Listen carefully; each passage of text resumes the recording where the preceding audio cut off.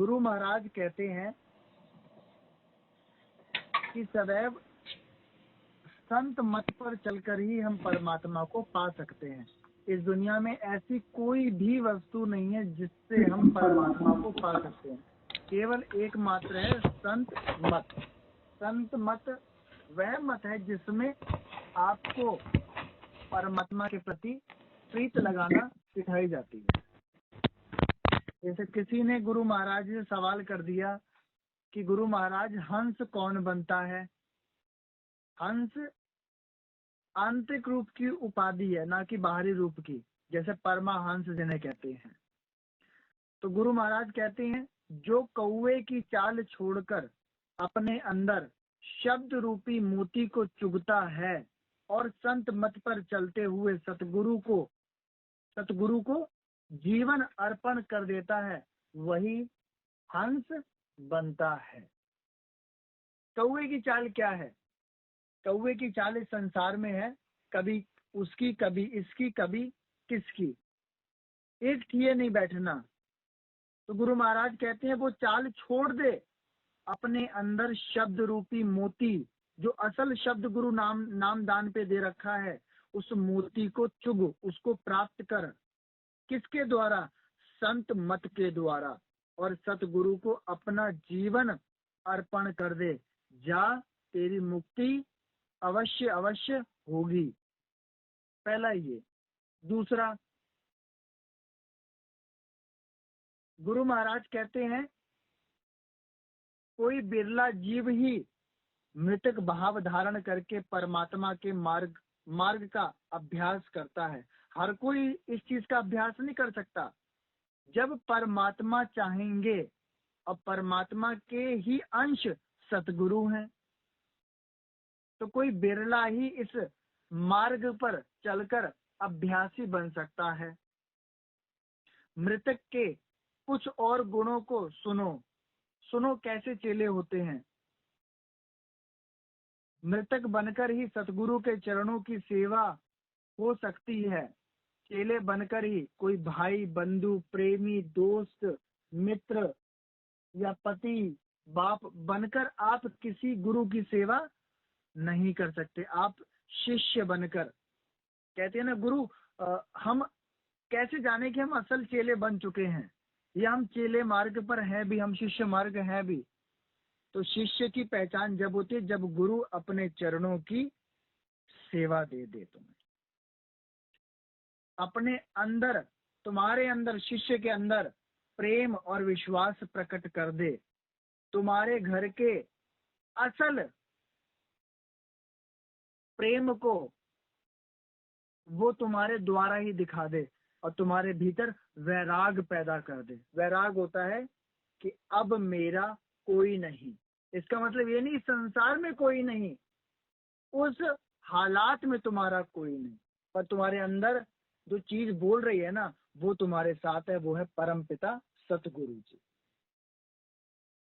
और शिष्य को किस तरीके से रहना चाहिए और गुरु को किस तरीके से रहना चाहिए, दोनों के आचरण में उदाहरण के रूप में समझा रहा हूं।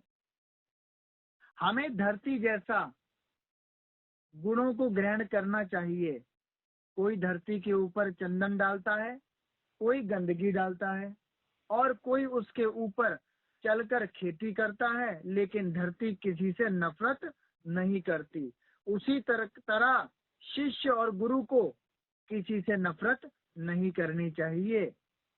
कोई तुम्हें लाख बुराई करे, पर दोनों के चेहरों पे खुशी होनी चाहिए, ना कि किसी का विरोध करना चाहिए। तो धरती से ये सीखो, दोनों के लिए बताया गया है। अब गुरु महाराज जी कहते हैं केवल शिष्य के लिए मैं बताता हूँ जो परीक्षा चलती है, और बहुत सारे शिष्य कहते हैं गुरु जी हमारे जीवन में परीक्षा चल रही है, अब हम तो झेल नहीं पाएंगे, चले जाएंगे छोड़ के। तो उन शिष्यों को गुरु जी इन वचनों से मरम कर रहे हैं, मलम लगा रहे हैं, बता रहे हैं, समझा रहे हैं। उदाहरण सुनो, उन्हें परखो। गुरु कहता है कि पहले चेलों को परखो। किस रूप में परखें? गुरु के बताए रास्तों पर चलवाओ। पहले जैसे पहले गन्ने को उगाया जाता है, उसके बाद कोलू में चलाकर उसका रस निकाला जाता है। उसके बाद उस रस को उबाला जाता है और शीशे में तपाकर गुड़ बनाया जाता है। गुड़ को भी तपाने से खांड बनती है और खांड को तपाने से चीनी बनती है और चीनी को जलाने से मिश्री बनती है और मिश्री को रखने से कंद बनता है। और यही कंद बहुत ही मनोहर, सुंदर, अद्भुत और रमणीक होता है और यही अच्छा लगता है। तो गुरु भी शिष्य को उगाता है, उसके अंदर से गुणों का रस निकालकर आत्मा रूपी शीशे में रखकर गुड़ बनाता है और उस गुड़ का भी नाम शब्द रूपी से मंथन कर देसी खांड बनाता है और देसी खांड को भी आगे सुचारू रूप से चलाकर मिश्री बनाकर उस धरा मूर्ति बनाता है कि कल वह कहीं डगमगाए नहीं, उसके जैसा कोई और चेला उत्पन्न ना हो सके और वो परमात्मा का प्यारा हो और आखिर में भव सागर में डूबे नहीं, पार हो जाए। तो ये बहुत गहनीय सत्संग है जो अपने जीवन में हमें उतारना चाहिए। आजकल के लोग विभिन्न प्रकार के वासनाओं में पड़ जाते हैं। जैसे आंख का मैं आप सबको उदाहरण देता हूँ। सबसे पहले आंख की इंद्री को वश में करो। भगवान के सुंदर स्वरूप को देखना ही इन आंखों के लिए भक्ति है। गुरु से प्राप्त किया हुआ नाम की तरफ ध्यान लगाओ। जब कोई सुंदरता और कुरूपता को एक जैसा समझ लेता है, देह की तरफ नहीं देखता, वह हमेशा के लिए सुख को पाता है। यहाँ पे गुरु महाराज समझा रहे हैं कि इन आंखों का केवल यही कार्य नहीं है केवल सुंदर और गंदगी वस्तु को देखे। वो कह रहे हैं असल स्वरूप भगवान को देखो, और वो असल स्वरूप भगवान किधर है? आंख के अंदर। क्योंकि आंख खोलने के बाद भी दिख रहा है और आंख बंद करने के बाद भी दिख रहा है। ये बड़ी रोचक चीज है। तो हमारी काम इंद्रियां हमें बाहर की तरफ भगाती हैं और भक्ति और ज्ञान की इंद्रियां हमें अंदर की तरफ भगाती हैं। तो परमात्मा बार बार हमें संकेत दे रहे हैं कि आंख की इंद्री को कैसे वश में करें। अंदर जो नाम शब्द दिया है, आंख बंद कर उस भगवान स्वरूप, परमात्मा स्वरूप सतगुरु के दर्शन करें आंख बंद कर और दोनों के फर्क को मिटा दें। तो इसका मतलब हमने आंखों की इंद्रियों पे वश कर लिया है, संयम पा लिया है। ऐसे कान के ऊपर बताते हैं, कान इंद्री सदा अपने को अच्छे लगने वाले वचनों को सुनती है। जैसे कोई कह दे अरे महाराज तुम तो बढ़िया हो, अरे महाराज तुमने तो वो जादू कर दिया, अरे महाराज तुमने तो वो वचन कर दिया। तो कान तो मीठा सुनने के लिए है, बुरे वचन जल्दी नहीं सुनता, और सुन भी लेता तो मन बिगड़ जाता है, क्रोध आ जाता है। जो अच्छे बुरे वचनों को सहन कर लेता है और पवित्र हृदय में भगवान रूपी के दर्शन करता है, तो जाओ तुमने अपने कान की इंद्रियों पे वश कर लिया है। अच्छा और बुरा सुना और अपने हृदय में जाके परमात्मा के दर्शन करे नाम शब्द रूपी, तो समझो तुम इससे दूर हो। इस कान से घुमा फिरा के सतगुरु यही बार बार बता रहे हैं, अंदर की ओर बढ़ो, बाहर की ओर नहीं। कहीं भी किसी चीज में बाहर की ओर चर्चा नहीं करी। तो बाहर के उदाहरण दे भी रहे हैं वो इसलिए क्योंकि अंदर से ही बाहर बना है, ना कि बाहर से अंदर का परमात्मा बना। अब मैं सबको कह दूं एक बार में कि एक छोटा सा बीज, और उस बीज में बरगद का पेड़ है। उस बीज में बरगद का पेड़ है। कोई नहीं मानेगा, कहेगा अरे इस छोटे से बीज में बरगद का पेड़ कहाँ है। भैया वो प्रक्रिया करोगे, उस चीज को आप मथोगे और उस रसम पर आप चलोगे, आज नहीं, कल नहीं, परसों नहीं, वो बड़का वृक्ष निकलेगा और इन आंखों से दिखाई देगा। पर उसके लिए मेहनत, एक अच्छी प्यारी उपजाऊ मिट्टी जिसमें आप बीज डालेंगे, सतगुरु के द्वारा जो नामदान, शब्द नामदान आपको दिया है, और वह प्रक्रिया जो सतगुरु ने उस वक्त तुम्हें सिखाई है, उस प्रक्रिया के द्वारा तुम रोज प्रेम का पानी और विश्वास की छटाई करते रहोगे तो कुछ ही दिनों में वो बट वृक्ष आप सबके सामने अवश्य होगा। तो गुरु की कथनी सत्य होती है जो इन वचनों पर चलकर दिखाता है। तो यही सत्य है और यही जरूरी है जीवन के लिए, अन्यथा इस संसार के अंदर तुम्हारा ना कोई है, ना था, ना होगा। ये बहुत अमूल्य शब्द है, ना कोई हमारा है, ना था, ना होगा। ये तो हमने शरीर के संबंध के लिए पत्नी बना ली, राखी के लिए हमने बहन बना ली, बचने के लिए माँ बाप बना लिए, रहने के लिए घर बना लिया, घूमने के लिए अकल संसार बना लिया। पर क्या ये हमारा है? नहीं।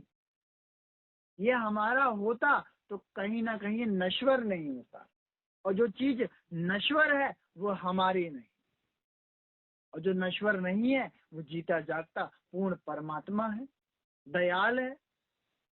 परमात्मा के रूपी अंश सतगुरु महाराज हैं, जो सदैव हमें समझा रहे हैं कि जाग जा, जाग जा, अरे प्यारे जाग जा, अब तो जाग जा अपने लोक में जाने के लिए, क्योंकि तू सतलोक से निकला हुआ, मैं भी सतलोक से आकर तुझे समझाने आया हूँ। इस संसार के धूप छांव, अंधेरे उजाले से तेरे अंदर में कोई फर्क नहीं पड़ेगा, पर तो दुनिया में भटक रहा है। अब इस भटकन जाल से मुक्त हो, ब्रह्म नाम शब्द को लेकर अंतर्मुखी हृदय में उस परमात्मा को जगा या उसके दर्शन कर, तो असल मार्ग में जाएगा और भवसागर पार हो जाएगा। तेरा आवागमन का चक्कर छूट जाएगा। असल सतगुरु वही है जो शिष्य के आवागमन के चक्कर को बंद कर दे, 84 की योनियों को फुल स्टॉप कर दे।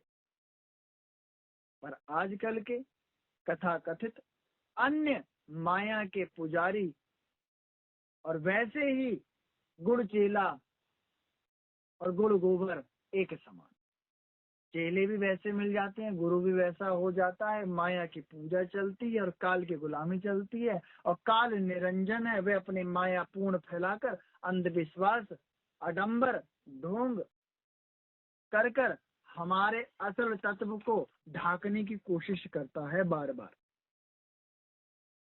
कितना भी लैंप के ऊपर शीशे चढ़ा लें, उसकी ज्योति में कोई फर्क नहीं पड़ेगा, कोई फर्क नहीं पड़ेगा। उसकी ज्योति ज्यों की त्यों बनी रहेगी, क्योंकि उसके अंदर जो ईंधन है ना, वो प्रेम और विश्वास का है, परमात्मा का। तो काल निरंजन भी एक दिन चटक जाता है और टूट टूट कर, बिखर बिखर कर धरती पे गिर जाता है।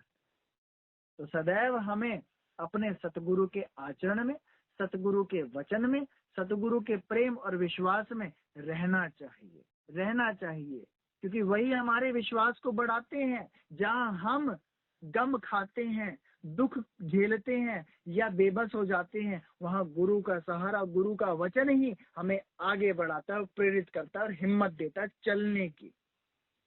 अन्यथा इस संसार में कोई किसी को हिम्मत नहीं दे सकता, केवल सतगुरु के वचन ही इस संसार को चला सकते हैं, और कोई नहीं। तो मैं यही कहता हूँ कि अपने अंदर अनुराग पैदा करो, अपने अंदर वैराग पैदा करो, अपने अंदर विश्वास पैदा करो, अपने अंदर प्रेम पैदा करो। और कहीं ना कहीं ये होता है, हे मालिक ये तो मुझसे तो पैदा होगा नहीं, तुम्हारी शरण से ही पैदा होगा। तो दयाल सतगुरु उस महाराज को पूर्ण शरणागति करो, आदि अधूरी मत करो, नहीं तो फंस जाओगे। आदि करी नहीं, आदि में निरंजन काल आया नहीं और लपेट के तुम्हें ले गया नहीं। करनी है तो पूरी शरणागति, और शरणागति जब हो जाती है तो किंतु परंतु अंतु सवाल नहीं होते सतगुरु से। शरणागति में केवल वचन होते हैं, वक्ता और श्रोता, खत्म खेल। क्योंकि जीवन दे दिया और गन्ने की तरह पिस के रस निकलेंगे, जितना निकले दब के।